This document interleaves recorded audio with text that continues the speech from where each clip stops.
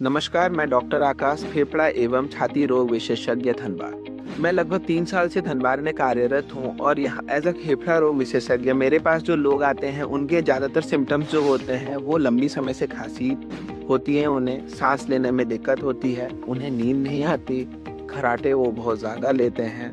तो ये basic symptoms के साथ लोग मेरे पास आते हैं। डेली मैं लगभग 50 से 60 पेशेंट्स देखता हूँ धनबाद में।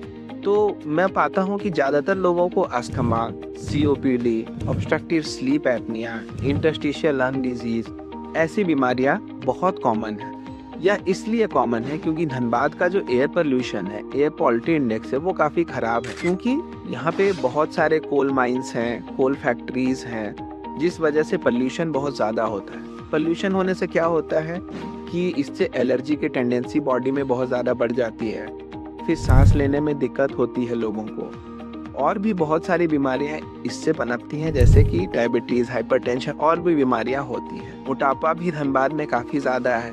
मोटापे की वजह से लोगों में खर्राटे लेना, नींद नहीं आना, सांस में दिक्कत होना, स्लीप एपनिया जैसी बीमारियां बहुत ज़्यादा है। मैं चाहता हूँ कि अगर आपको इनमें से कोई भी बीमारी या लक्षण है तो आप कृपया आकाश रेस्पिरेटरी केयर पे आएँ। यहाँ पे मैं आपको सामने से देख पाऊँ, आपके लक्षणों को जान पाऊँ और समझ पाऊँ कि आपको कौन सी बीमारी है और आपका ट्रीटमेंट सही चल रहा है, नहीं चल रहा है, या अभी तक कोई भी डायग्नोसिस नहीं बनी है। क्योंकि हमारे यहाँ पे जो है थोड़ी अत्याधुनिक तकनीक तो धनबाद में नहीं है, जैसे कि फोर्स्ड ऑसिलेशन टेक्निक, एफओटी मशीन। इसमें लंग्स में अर्ली से अर्ली में अगर भी आपका एयरवे प्रॉब्लम है तो वो बहुत अर्लीस्ट में डिटेक्ट करता है।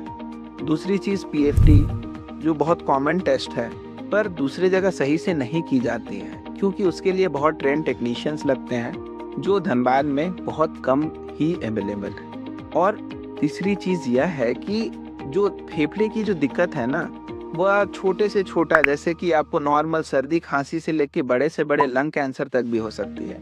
और बात यह है कि इनके सिम्टम्स जो हैं वो एक ही रहते हैं, खांसी। शुरुआत में बस खांसी ही रहेगी आपको। इसीलिए मैं कहता हूँ कि अगर लंबी खांसी हो रही है, 15 दिनों से ज़्यादा हो रही है, सांस में दिक्कत हो रहा है, छाती में दर्द हो रहा है, खांसी में खून आ रही है, अगर ऐसे सिम्टम्स आपको हो रहे हैं तो कृपया जल्द से जल्द आकर आकाश रेस्पिरेटरी केयर में लें। धन्यवाद।